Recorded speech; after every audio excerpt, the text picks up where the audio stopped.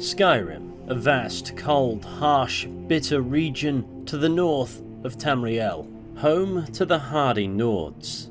It's a beautiful province of ice, mountains, tundra, and endless possibility if you know where to look, but it's no wintry paradise, for by the time we arrive here, in the 201st year of the 4th era, we immediately find ourselves caught up in a bloody civil war, a conflict between the Empire and the Stormcloak rebellion. And the Stormcloaks are led by perhaps one of the most interesting characters this game has to offer, Ulfric Stormcloak, for it's his actions that set this conquest in motion. It's on his account that the so-called true sons of Skyrim bleed. And yes, it is going to be interesting to tackle the subject of why, but I would like to scrape a bit deeper and address whether Ulfric Stormcloak is the hero Skyrim needs, or simply one of its many villains. Is the revolutionary Jarl of Windhelm right, or is he wrong? Or, as is typically the case, is it much more complicated than that? Let's find out as we dive into the mind of Ulfric Stormcloak.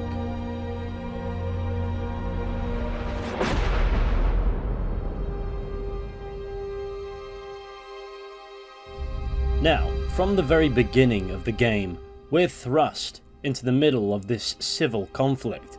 We find ourselves coming to but a prisoner aboard a carriage, headed who knows where, in the company of 3 men, a warrior, a thief, and a king.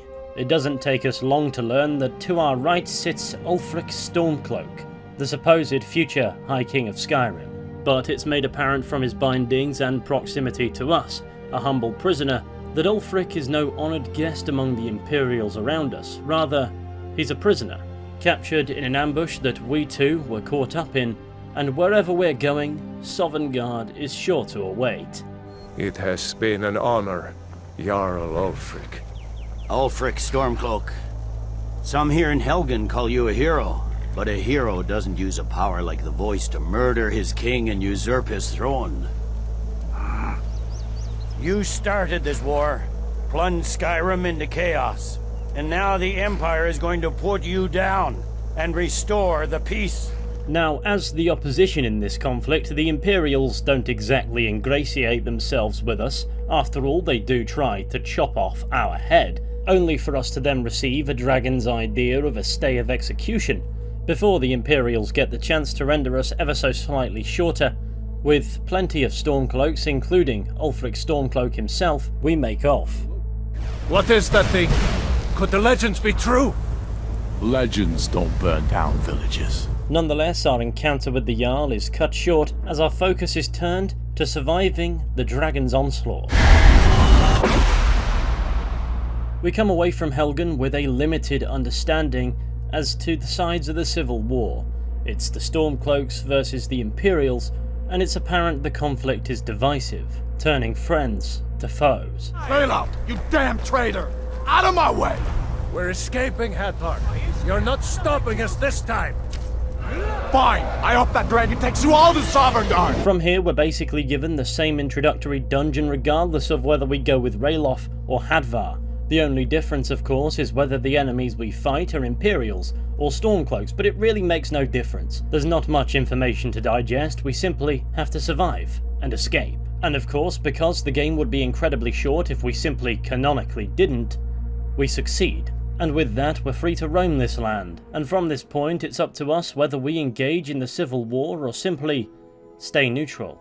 But now that Skyrim is our oyster, we can realise the extent of the situation relevant to the topic of today's video, perhaps whether we like it or not, because it will constantly crop up in dialogue. And so, the more time we spend in this world space, the more we're bedded into understanding why there's a civil war and the positions of those involved in it. And as I'm sure you're well aware, it didn't emerge from nothing, and is something of a continuation of the Great War fought between the Aldmeri Dominion and the Empire, and among the ranks of the Imperial Legion at the time stood many of our modern Stormcloaks. As for the Aldmeri Dominion, they were led by the Thalmor, who had risen to power in the confusing aftermath of the Oblivion Crisis, claiming credit for the salvation of the Ultima people, and their views can be easily summarised as elven supremacy. and they don't exactly disguise their disdain for man. We intend to prove the superiority of Mer over man, 1 century at a time. On the 30th of Frostfall 4171, the Thalmor would send an ambassador to Emperor Titus Mede II, demanding tributes, land, the dissolution of the Blades, and banning of Talos worship. Ultimatums the Emperor, despite the Empire's weaknesses, rejected. Thus, the Great War began, and the younger Ulfric Stormcloak, whom had been training with the Greybeards to become a Greybeard himself for the past 10 years, was compelled to involve himself in the conflict. They chose me when I was just a lad. It was a great honor, of course. I was to become a Greybeard myself. I spent almost 10 years at High Hrothgar, learning the way of the voice. Then the Great War came. I couldn't stand missing it. I often think about High Hrothgar. It's very disconnected from the troubles down here. But that's why I couldn't stay, and why I couldn't go back. Now, to cut a long story short on the Great War topic, the conflict was devastating for the Empire, and while there wasn't necessarily a clear victor, the inevitable peace treaty, the White Gold Concordat, favoured the Aldmeri Dominion heavily. The treaty outlawed Talos worship throughout the Empire, formally disbanded the Blades, and ceded a large portion of southern Hammerfell to the control of the Aldmeri Dominion. Terms the Red Guards of Hammerfell didn't accept, thus Titus Mede II was further forced to officially renounce Hammerfell as a province of the Empire, and this treaty therefore brings its own series of issues. Perceived as having rolled over to the Dominion, forsaking Talos, who was once Tiber Septim, and giving up land that was only partially theirs to give, the Empire lost a lot of respect. And if Ulfric is any indication, the outlawing of Talos worship did not sit well with the Nords of Skyrim. Ulfric's own activity throughout these events are largely unknown, but he does eventually crop up in the ancient city of Markarth, where during the late stages of the Great War, due to the Imperials pulling forces back to Cyrodiil to protect the heart of the Empire, the city, and along with it the Reach, fell to a native Reachman uprising. When the Aldmeri Dominion invaded the Imperial city, the Legion all but turned a blind eye to the other provinces. Many of the disgruntled natives of the Reach used the opportunity to depose the Empire and founded what they called an independent kingdom. It was little more than a chaotic uprising, but the Reach was removed from Imperial authority for 2 years before we reclaimed it. When the Empire lost the Reach during the Great War, we became desperate. We promised a group of Nord militia free worship in exchange for their help retaking the hold. Then the elves found out about it. We were forced to arrest all of them. Ulfric Stormcloak, their leader, used the whole thing as proof that the Empire had abandoned Skyrim. The rebels called it the Markarth Incident. It was the founding day for the Stormcloaks, and where this war really started. The White Gold Concordat, our treaty with the elves after the Great War, forbids free worship of Talos. But that's what we promised Ulfric and his men. It seems foolish looking back, but at the time we were hoping the elves wouldn't find out. So when they did find out, it was either we arrest Ulfric and the militia, or enter into yet another war with the Aldmeri Dominion. The choice was clear, and now Ulfric threatens the thinly veiled peace we sacrificed so much for. From Jarl Igmund, we learn that Ulfric was dissatisfied with the conclusion of the Great War.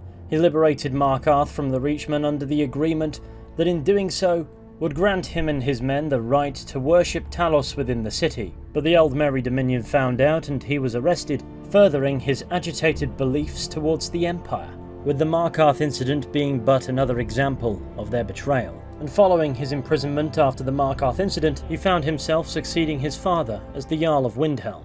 My father, the Great Bear of Eastmarch, died during my imprisonment after the Markarth incident.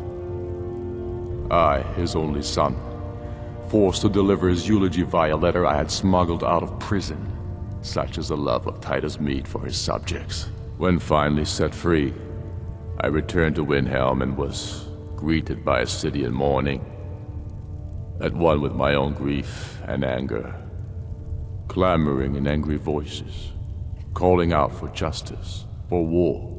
They sat me on the throne of Ysgramor, the throne of my father. I only hope I can prove worthy of that honor. To make matters worse on the topic of the Markarth incident, it wasn't enough that he liberated Markarth from the Reachmen, only to be imprisoned for his religious beliefs to appease elven supremacists. If the book The Bear of Markarth, The Crimes of Ulfric Stormcloak by Imperial scholar Arianus Arius is any indication, the Empire also had to assassinate his character. Here's what it has to say. Ulfric Stormcloak is considered a hero by many for his part in quelling the Forsworn uprising.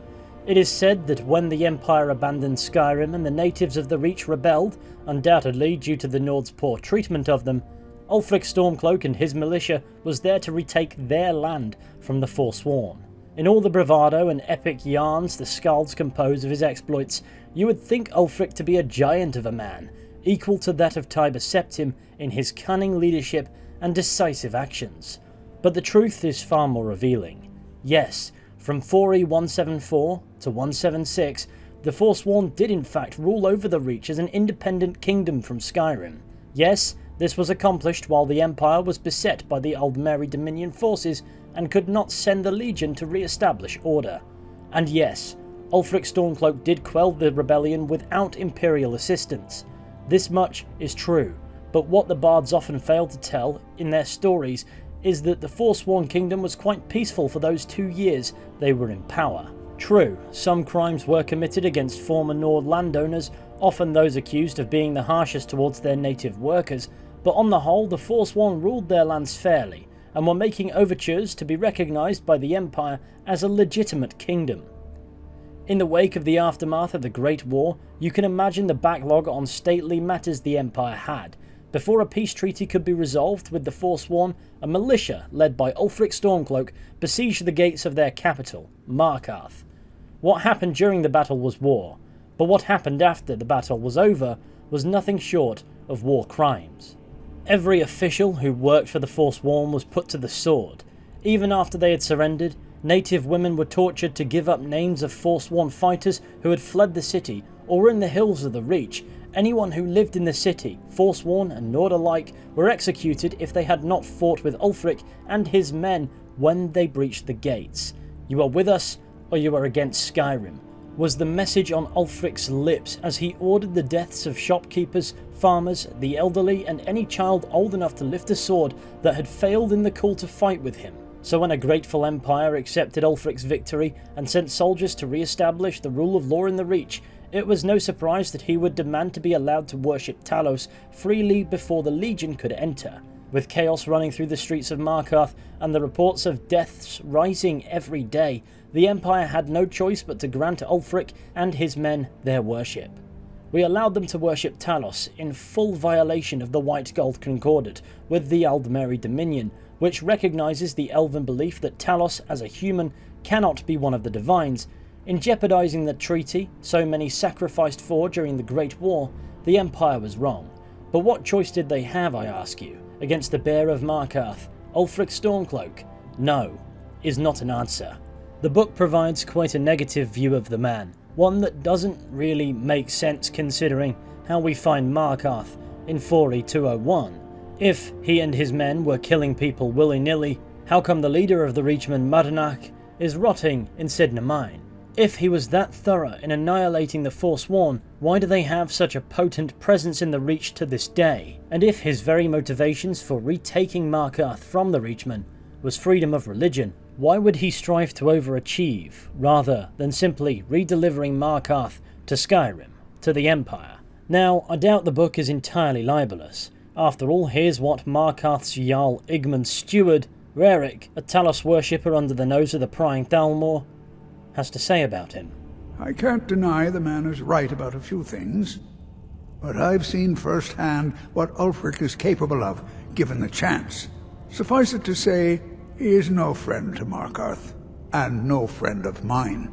Suggesting his actions in Markarth were far from benevolent, but nonetheless this book penned by an Imperial scholar's intent appears to be to vilify, perhaps justification that makes their betrayal of Ulfric seem more acceptable. But who knows, maybe the atrocities detailed in here did in fact occur. But were they Ulfric's doing, or was he just a convenient scapegoat? The events surrounding the aftermath of the Markarth incident are unclear. We could run around in circles for a while, picking up more anecdotes and getting no closer to understanding what truly happened. Some in Markarth will address Ulfric Stormcloak's retaking of the Reach without any sentiment blatantly sullying his character, even when such details might be convenient, and others allude to the idea that he wasn't absolved of evil doing during this period. And yes, the book is blatant anti-Ulfric propaganda, but a book crammed with falsehoods would simply be too easy to disprove. Not necessarily to us, but in-universe. So it's much more likely that they're half true.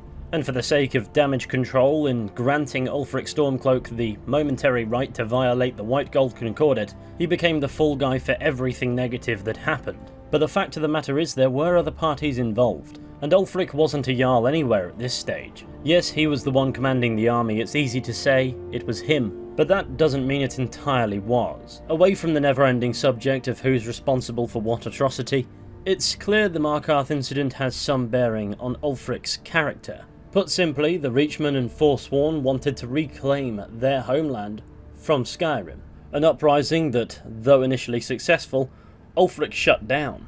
A quarter of a century later, the Jarl of Windhelm is at the helm of his own uprising, in a bid to reclaim his own homeland from the Empire. Now, I wouldn't go so far as to claim this to be blatant hypocrisy. A lot can change in 25 years, and we certainly know Ulfric's position saw some re-evaluation following the aftermath of the Markarth incident, but he still quashed an uprising to further his own agenda, and now that very same agenda is the champion of his rebellion. It's difficult to compare a man's deeds on a level playing field when the events occurred over 2 decades apart, but there's at the very least a hint of irony, so hold on to that. After the Markarth incident, it's unclear when the Stormcloak rebellion began. After all, it is suggested there have been skirmishes over the years, but things ramped up with the passing of Islod, the High King of Skyrim, and the formality that was the moot declaring Torrig, Islod's son, the new High King. Even after Islod died, the moot voted to make Torrig High King of Skyrim. But Ulfric was at that moot, continually talking about Skyrim's independence in terms just shy of treason. I don't think Ulfric knew how much Torrig respected him for that. If Ulfric had asked Torrig directly to stand up, to declare independence, Torrig might have done it. It's unclear how long after, but not long before the events of the game, Ulfric Stormcloak would head to Solitude and challenge Torrig, a duel Torrig had no choice but to accept. Using the power of the Thu'um, Ulfric easily overpowered the High King and killed him. I killed Torrig to prove our wretched condition. How is the High King supposed to be the defender of Skyrim if he can't even defend himself? The whole court was in attendance. I've seen much in my time, but that was a gruesome day. Why was Torrig killed? Because Ulfric needed a symbol. Someone he could defeat that represented the Empire. The White Gold Concordat, the banning of Talos worship. Torrig's father Islod had held Skyrim together for nearly 25 years. When he died, Torrig became that symbol. Why didn't Torrig ever declare independence? Because the Dominion is a sleeping beast that Skyrim cannot slay alone. Because many Nords are part of the Imperial Army even now. Because the food and resources we get from the Empire are important to our people. Because even if we can't openly worship him, Talos the god was once Tiber Septim the man, and this is his empire. And Torrig wasn't ready to let it fall apart.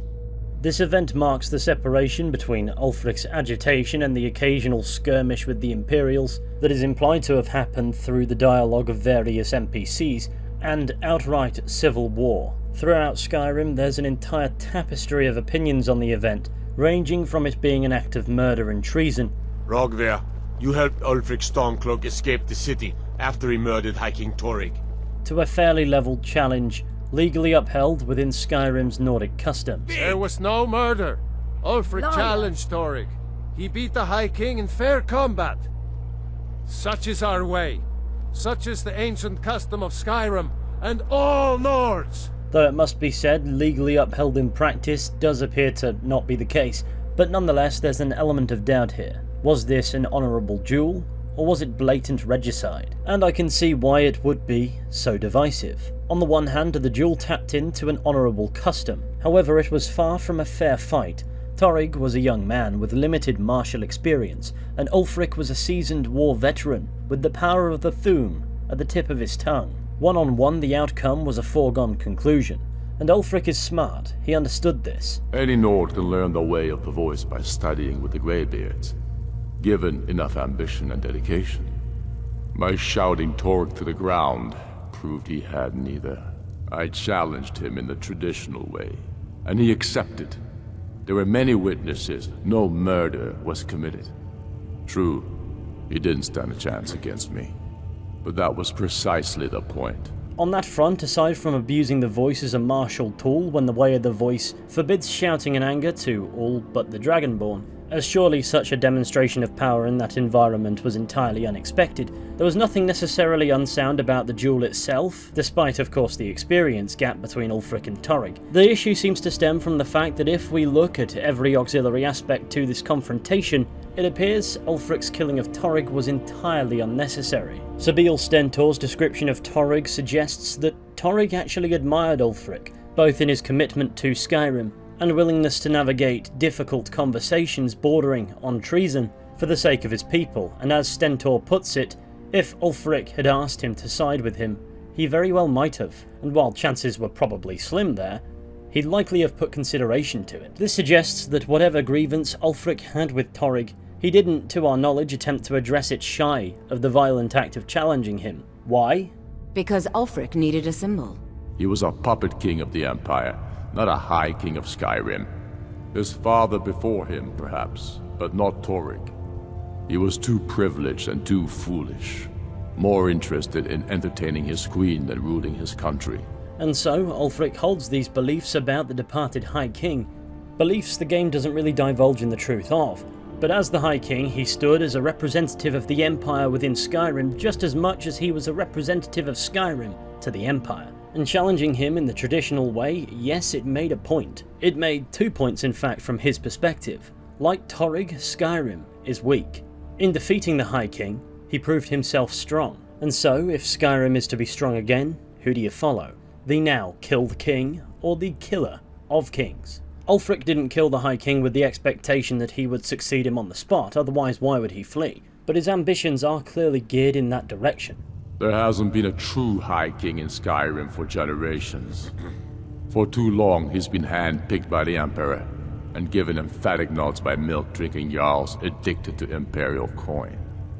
It's time we had a real High King, one of our own making. Best case scenario, at the moot, he's legitimized his claim to become High King himself. Worst case, he's preemptively vindicated his own rebellion, and the skirmishes between the Stormcloaks and the Imperials of the years prior would escalate into a full-blown civil war.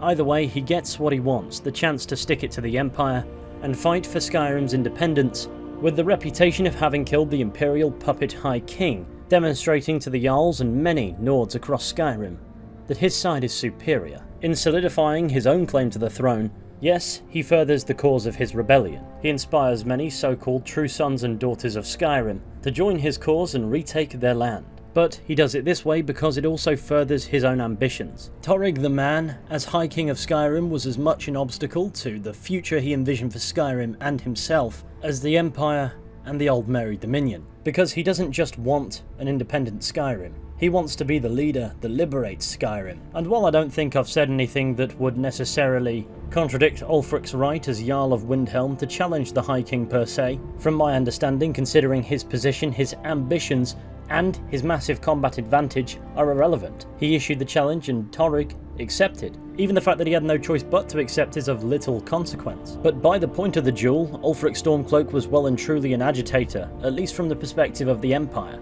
And the death of Torg proved he was a massive threat to their territory. So naturally they're not going to just not fight him. And considering Skyrim is part of the Empire, there's no denying they have the influence to spin his acts as somehow criminal. And that's likely the primary reason why it was a controversial moment. The Empire simply needs it to be one, because losing Skyrim would be a massive loss to their already crumbling power. Because though the White Gold Concordat has ended hostilities between the Empire and the Old Merry Dominion, nobody's under the illusion that peace will last. They're playing a more pragmatic long game, whereas Ulfric seems perhaps idealistic and short-sighted. And so this clash is not ideal, considering the Stormcloaks and Imperials share a common enemy. That doesn't make the Stormcloaks flawed and the Imperials perfect.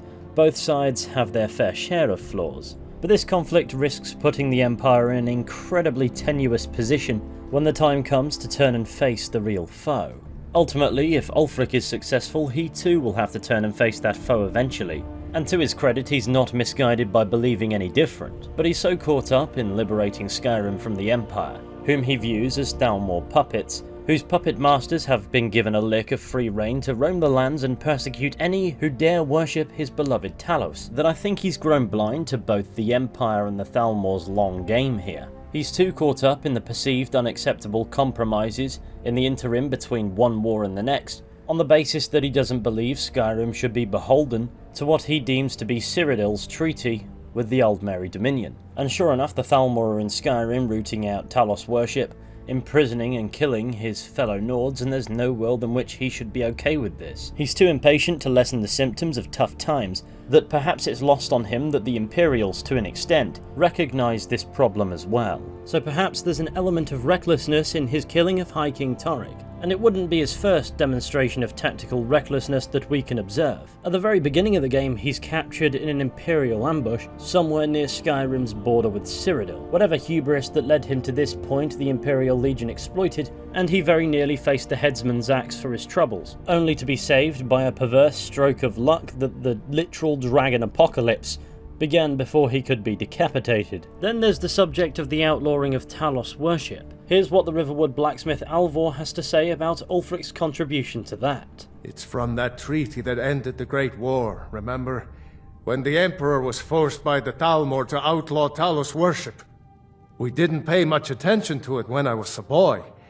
Everyone still had their little shrine to Talos. But then, Ulfric and his sons of Skyrim started agitating about it. And sure enough, the Emperor had to crack down, dragging people off in the middle of the night.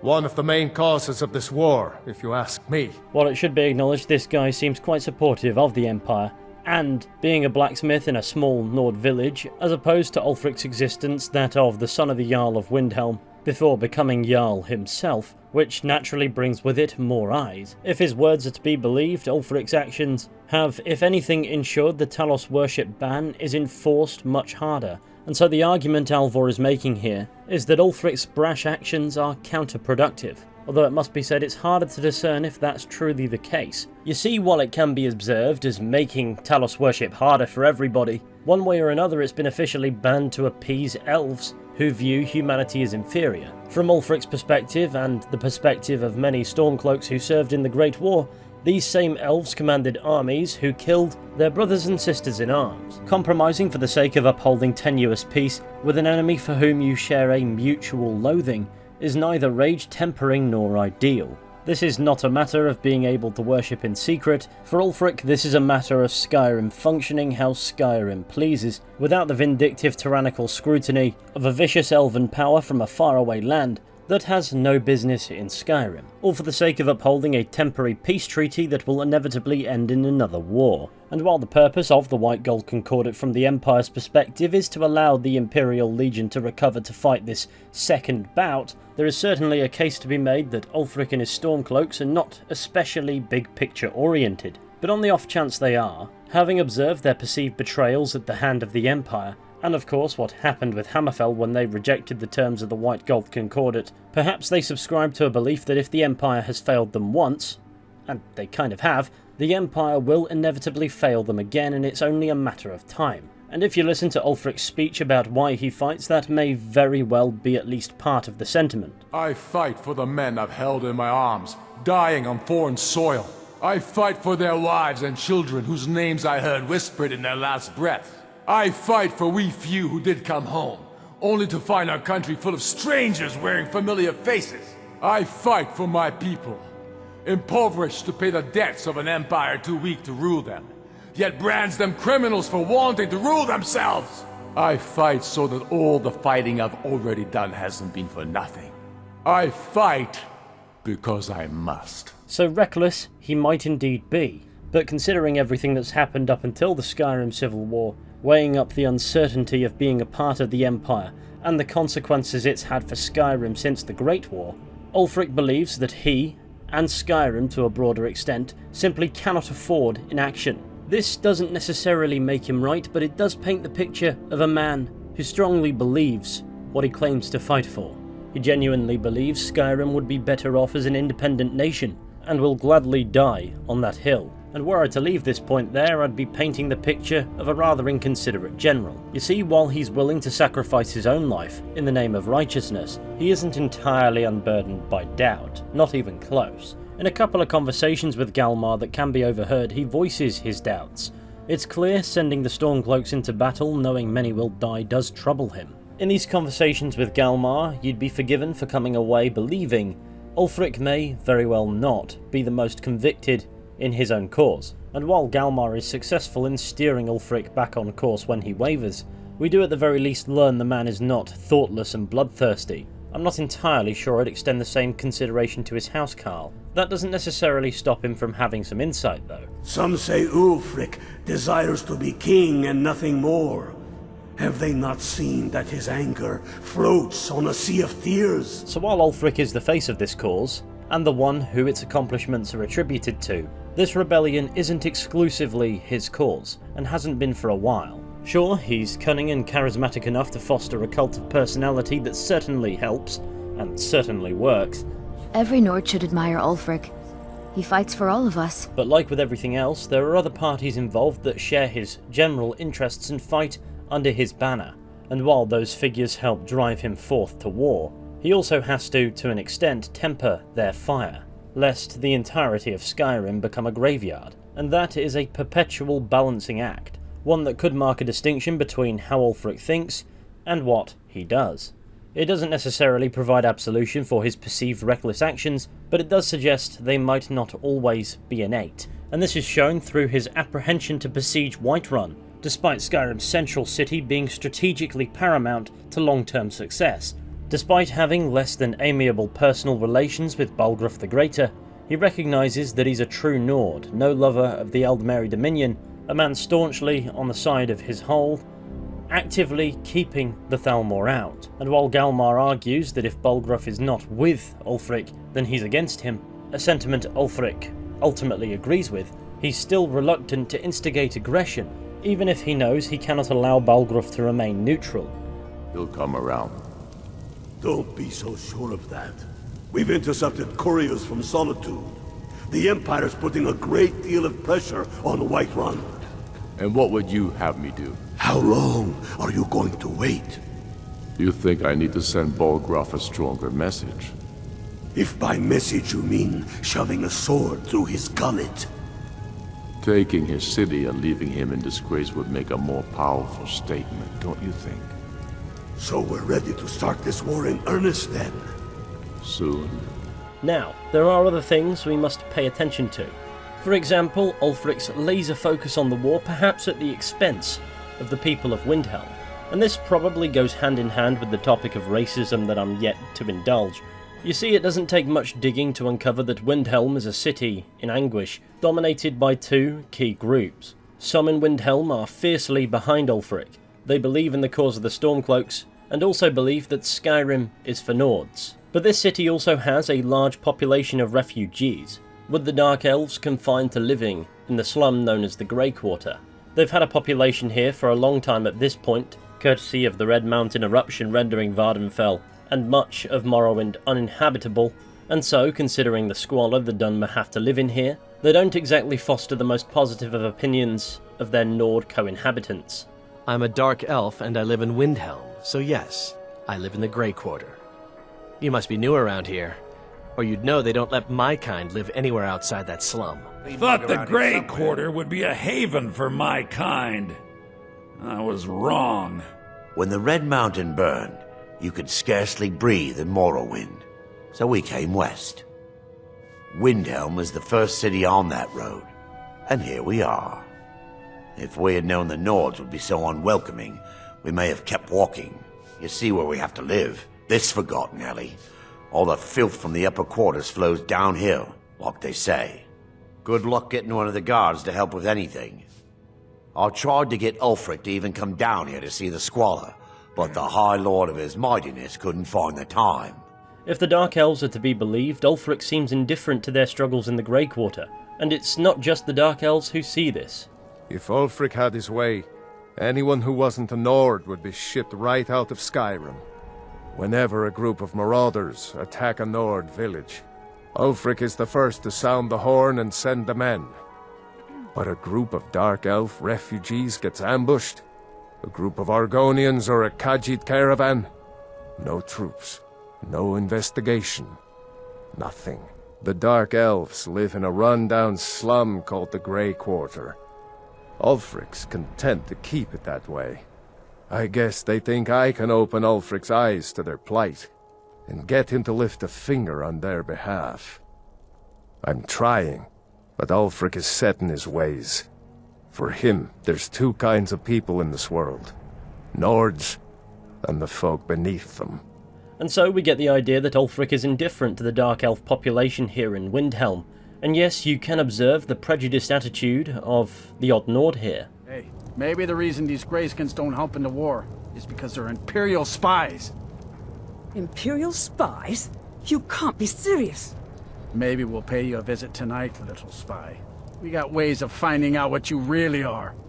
Do you hate the Dark Elves? Are you here to bully us and tell us to leave? That's not what I'd come here to accomplish, no. You've come to the wrong city, then. Windhelm's a haven of prejudice and narrow thinking. But what we learn about Ulfric through this is he's not actively engaged in making these relations between the Nords and Dunmer living within the walls of Windhelm better. He has no interest in making the Grey Quarter anything but the slum it already is, and if the Dark Elves and Brunwolf Free Winter are to be believed, it's hard to get any official of Windhelm to lift a finger in the name of their lives. But if you think the Dunmer have it rough, it's worse for the Argonians, who are forced to live outside the city on the docks, where they are paid a meagre pittance for their labour. Another situation that Ulfric doesn't care much for improving, at least that's what we're led to believe. And you don't have to venture far with analysing Stormcloak supporters to find plenty of prejudice among their ranks. You see, there's a lot of racism in the Elder Scrolls universe, particularly pertaining to the Dunmer and their views of the Argonians, Khajiit, Nord, etc. They even have a long history of enslaving other races, and in Skyrim the Thalmor wear their High Elven prejudice on their sleeves. So the Stormcloaks being distrustful of non-Nords and believing that Skyrim is for the Nords is hardly a spectacular display of it. And in fairness, the most racist thing we can attribute to Ulfric Stormcloak, based on everything he says and does, is what he doesn't do to make the situation better for everybody living in and around Windhelm. But that isn't necessarily a shining example of it. Allow me to explain. His laser focus on the war is affecting everybody. You see, Brunwolf Free Winter claims that Ulfric would be the first to lift his axe if Nord lives are threatened. However, Nord lives are threatened within the walls of his own city, and nothing's being done about it. By the time we arrive in Windhelm, the city is at the mercy of a serial killer known only as the Butcher, who kills young Nord women. And the guards are spread too thin with the war to allocate resources to it.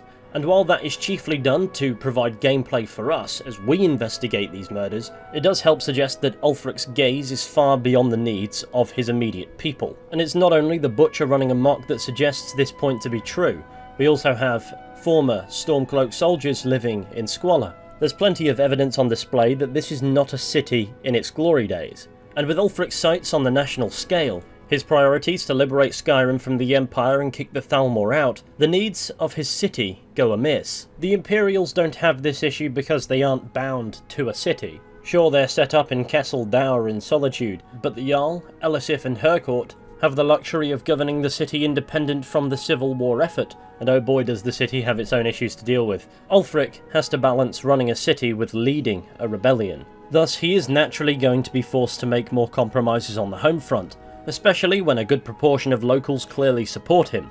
And the point I'm trying to make from this is the Civil War has his virtually undivided attention. Nothing is more important to him.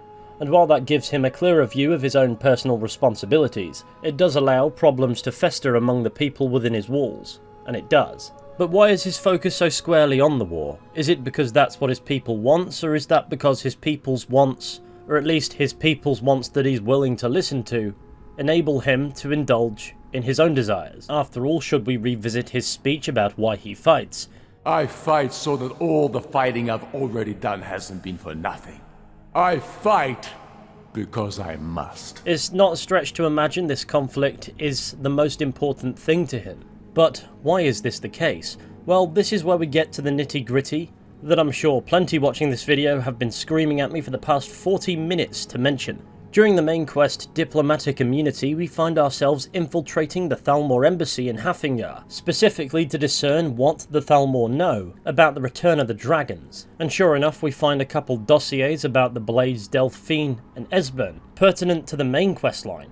But there's also a third dossier, dedicated to none other than Ulfric Stormcloak himself. And the contents of this book are perhaps singularly the best insight into Ulfric Stormcloak Skyrim dares to provide. Anyway, it reads as follows. Status, asset, uncooperative, dormant, emissary level approval, description, Jarl of Windhelm, leader of Stormcloak Rebellion, Imperial Legion veteran, background. Ulfric first came to our attention during the First War against the Empire, when he was taken as a prisoner of war during the campaign for the White Gulf Tower. Under interrogation, we learned of his potential value, son of the Jarl of Windhelm, and he was assigned as an asset to the interrogator, who is now First Emissary Elenwen. He was made to believe information obtained during his interrogation was crucial in the capture of the Imperial City. The city had in fact fallen before he had broken, and then allowed to escape. After the war, contact was established and he has proven his worth as an asset. The so-called Markarth incident was particularly valuable from the point of view of our strategic goals in Skyrim, although it resulted in Ulfric becoming generally uncooperative to direct contact. Operational notes: direct contact remains a possibility under extreme circumstances, but in general the asset should be considered dormant. As long as the civil war proceeds in its current indecisive fashion, we should remain hands-off. The incident at Helgen was an example where an exception had to be made. Obviously, Ulfric's death would have dramatically increased the chance of an Imperial victory and thus harmed our overall position in Skyrim. Note, the coincidental intervention of the dragon at Helgen is still under scrutiny. The obvious conclusion is that whoever is behind the dragons also has an interest in the continuation of the war, but we should not assume therefore that their goals align with our own. A Stormcloak victory is also to be avoided, however, so even indirect aid to the Stormcloaks must be carefully managed. And that gives us an absolute zinger of insight. The Thalmor have a stake in the Skyrim Civil War that appears opposite to what we expected their stake to be. They don't necessarily strive for a Stormcloak victory, nor do they strive for an Empire victory. However, they do benefit from the perpetual struggle, and the conflict ultimately furthers their interest. Away from that, what this tells us is the Thalmor have formulated this. This is part of their plan. Ulfric is considered an asset to them, and while Ulfric is likely entirely unaware of this, they are the ones who manipulated him to be exactly what he is.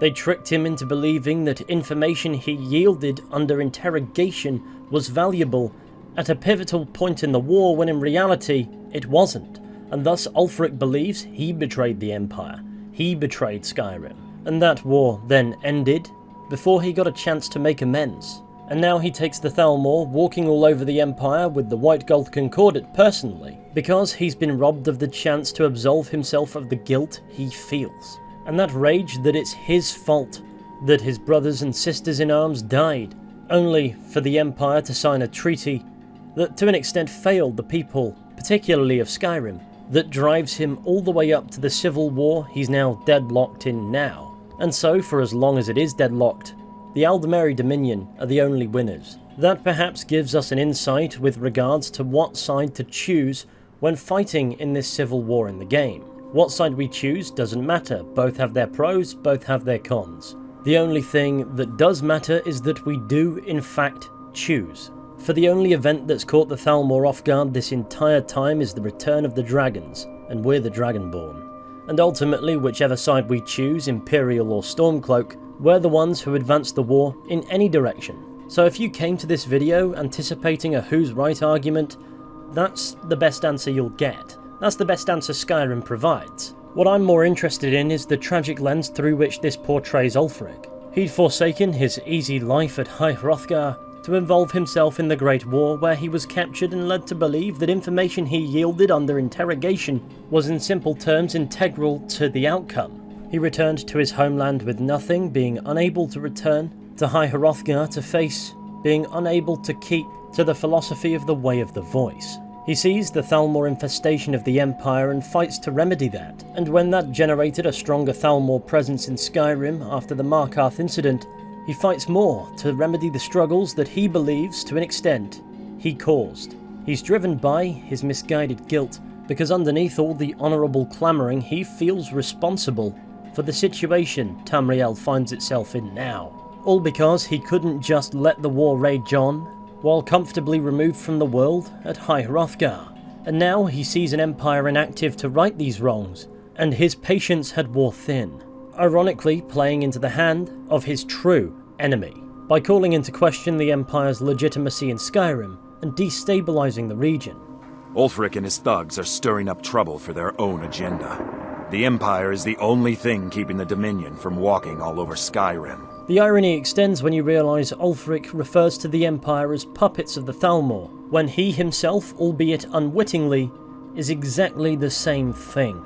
He fights so that all the fighting he's done so far hasn't been for nothing, because the Thalmor have manipulated him into believing that it has, and he's been thrashing against that lie ever since.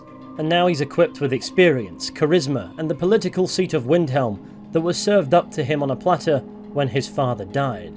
He sees the new struggles citizens of the Empire have to face in wake of the White Gold Concordat, and desperately doesn't want his own perceived betrayal to be his lasting legacy in his beloved homeland. He wants to live to see a new, more prosperous age for Skyrim. He wants to bring it about himself, and thus his actions at times can be a bit brash, but he fails to realise the long game, the Thalmor manipulation at play, and perhaps it's his own pride that will be his undoing. Ulfric Stormcloak is a fascinatingly complex character. On the one hand, he believes his own cause to be noble. On the other, he's plagued with self-doubt, and at times he is stuck in his head, blind to the very notion that a war between the Stormcloaks and the Empire is exactly what the Thalmor want.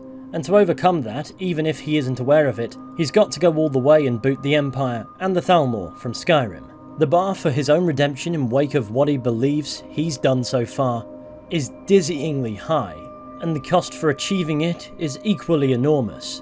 And at the end of it, there will be no way of telling from his perspective as to whether or not he's overridden his unwilling Thalmor reprogramming, and that's what makes him potentially a danger. No matter how great his accomplishment or how high his station, he will always be fighting against that day where he was led to believe that he betrayed himself. And from an outsider's perspective, knowing all that we do, there's no way of telling what he does for the genuine good of Skyrim, and what he does because his conscience and ambition compels him to do so. So, is he a hero, or is he a villain? Unfortunately, that aspect is far more complicated. He can be neither, he can be both, he can be one or the other, it depends who you ask. Heroism and villainy factor into war only after the war is over, and the Skyrim civil war still rages on. So in that respect, he's a man doing what he believes he has to, no different to General Tullius. He's a flawed character, sometimes fundamentally, but I have no doubts he believes what he's doing to be righteous. Is he? Time will tell. But war is ugly, and no matter which side you pick, someone who doesn't deserve it always loses. And that brings me to the end of this study. This is but one navigation through what Ulfric Stormcloak truly is, among a sea of many possibilities. Skyrim is a never-ending ocean of information with regards to this character, and there are many, perhaps countless factors worthy of consideration. But alas, I have no desire to make this video 6 months long. So I'll end on this. For me, I typically side with the Empire on my playthroughs. Oftentimes, I don't really engage with the Civil War, but whenever I do, the Empire just seems like the more sensible fit. But neither side is immune from a series of flaws. Ulfric Stormcloak is interesting because there's so much information to him that you don't know what separates the man from the stories. Some blindly love him, some blindly hate him, and regardless of where you go and the stories of what he does, there's always a rich tapestry of opinion wherever you land on either side of the Civil War about him. But at his core, he's deeply troubled, unable to see the extent of the true threat while simultaneously being aware of it. But at times I got the feeling the greatest threat to Ulfric Stormcloak was Ulfric Stormcloak. Thank you for watching. I'll see you soon.